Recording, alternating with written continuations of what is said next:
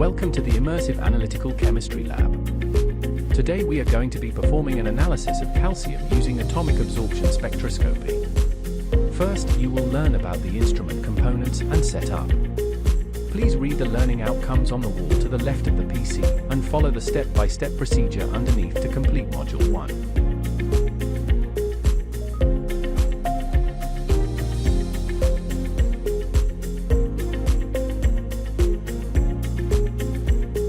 Atoms of the inert noble gas argon are shown bouncing off the copper cathode. This leads to the excitation of an outer sample containing copper and iron is being aspirated and sprayed into a hot flame.